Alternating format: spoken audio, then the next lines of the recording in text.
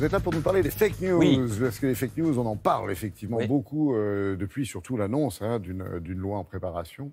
Et il y a beaucoup de choses à dire sur ces informations erronées. Comme Exactement. Il faut rappeler d'abord d'où tout ça est parti. Il y a eu beaucoup de fake news pendant le Brexit pour inciter les Oui. Anglais à voter le Brexit.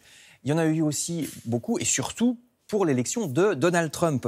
En 2016, Facebook et les autres réseaux sociaux furent accusés de laisser circuler les plus folles rumeurs. Vous voyez ici Donald Trump, toujours des rumeurs en plus qui allaient, enfin presque toujours dans un sens pro-Donald Trump, comme par hasard. Parfois, c'est lui-même qui lançait ces fausses informations. Par exemple, il a déclaré que lui, contrairement à Hillary Clinton, n'avait pas été pour la guerre en Irak, alors que c'est faux, il était pour. Il a déclaré que le New York Times, journal pro-Clinton, perdait des abonnés, alors que c'est faux.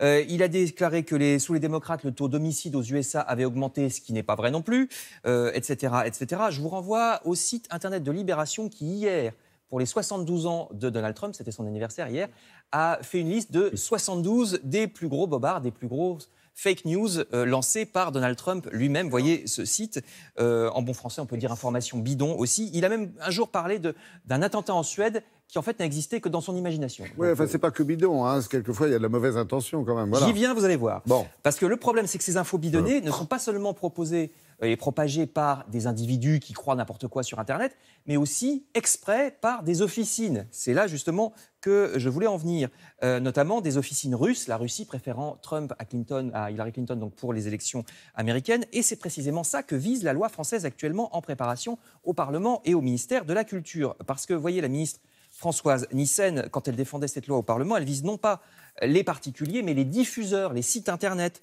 accusés de ne pas être transparents, de ne pas dire, par exemple, s'ils reçoivent de l'argent pour pousser telle information en avant, ce qui arrive. Il y a aussi des sites Internet comme Russia Today, on y revient.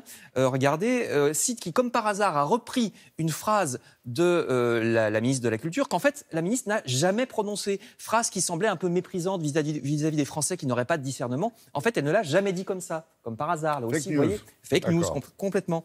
Donc, comme les Bush avec l'Irak, par exemple. La loi en préparation prévoit donc transparence sur les contenus payés, c'est-à-dire que le site doit le dire quand il est payé pour mettre en avant une information, devoir de coopération des sites Internet avec les autorités et un dispositif de signalement, c'est-à-dire que vous, comme internaute, quand vous voyez un truc bidon, vous pouvez cliquer et au bout d'un moment, tellement il y a de clics, on voit que ce truc ne tient pas debout.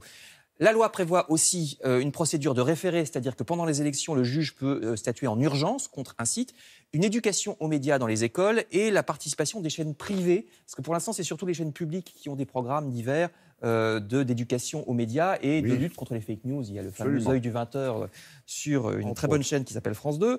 A priori, cette loi ne concernerait pas les journalistes. Attention, c'est vraiment les officines qui sont prioritairement visées par l'intermédiaire, comme on peut difficilement les connaître, ces officines, par l'intermédiaire des sites web qui seraient donc responsabilisés.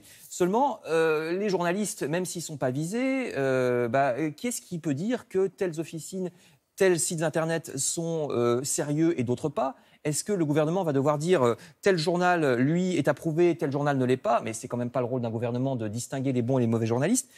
Alors que déjà le gouvernement est soupçonné de museler la presse avec cette autre préparation de loi, celle du secret des affaires, qui empêcherait de nuire au business des entreprises.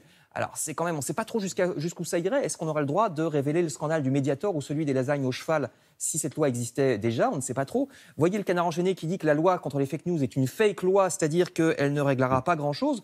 Déjà, elle n'agit que pendant les périodes électorales, donc ça veut dire qu'on a le droit de dire n'importe quoi en dehors.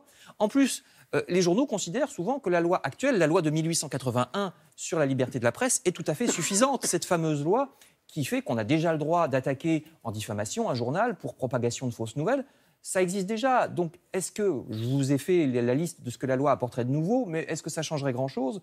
Est-ce que les sites Internet vont vouloir coopérer? Bon, c'est le but. Des esprits malins font remarquer surtout qu'il est très difficile de dire ce que c'est qu'un bobard. Si je vous dis Dieu existe, je ne peux pas le prouver. Est-ce que c'est un bobard? C'est une position de ceux qui disent que cette loi va être très très difficile à appliquer. Merci.